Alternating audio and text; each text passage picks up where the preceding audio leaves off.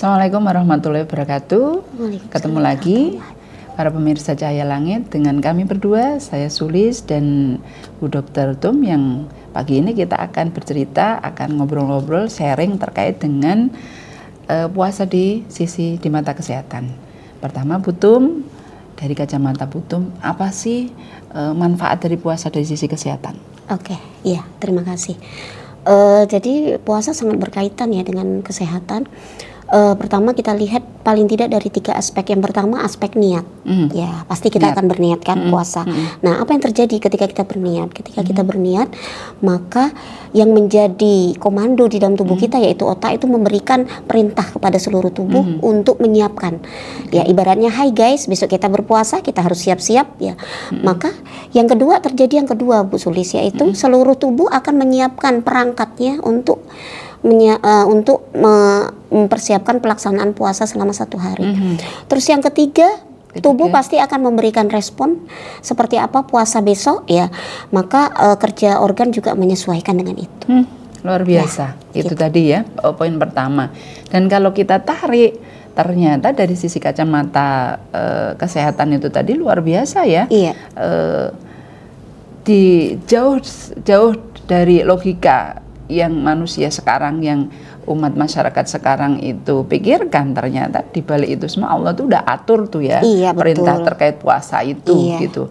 Nah, kalau pertama tadi yang saya tanyakan di mata kesehatan, yang kedua sebenarnya saum menurut syariat ya, sebenarnya kenapa sih mesti kita itu harus berlapar-lapar, ada perintah saum? Oh iya, begitu. Itu menarik sekali ya. Karena insya Allah apapun yang Allah perintahkan di dalam kehidupan kita ya, termasuk tadi yang dicontohkan puasa, tidak hanya puasa, termasuk juga perintah sholat, kemudian perintah kita untuk menjaga kesucian gitu kan ya.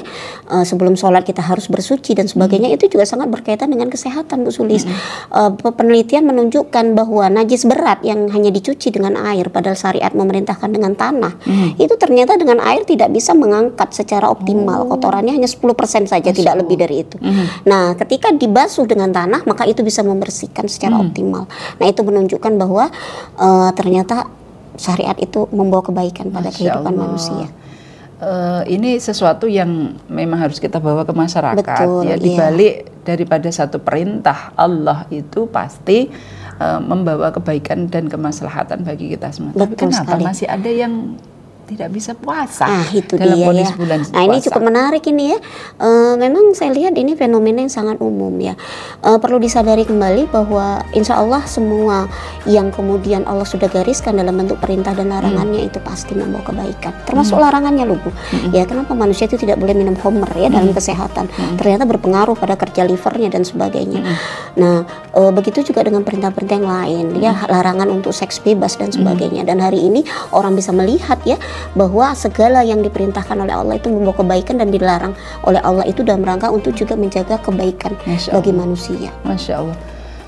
Ujungnya, benang merahnya adalah segala perintah yang diberikan Allah kepada manusia itu akan membawa kebaikan dan kemaslahatan bagi umat, bagi manusia itu sendiri. Itu, dan ini yang harus kita yakinkan kepada masyarakat ya, bahwasanya tidak usah kita mencari kebaikan dengan logika dulu. Betul ya sekali. Tetapi keyakinan bahwasanya apapun yang diberikan Allah itu pasti yang terbaik. Pasti yang terbaik. Ya? Tapi logikanya jangan dibalik Bu. Jangan kemudian manusia mencari dulu ini baiknya untuk aku apa sih, baru aku mau kerjakan. Enggak ya, tapi kita positive thinking selalu. Oke.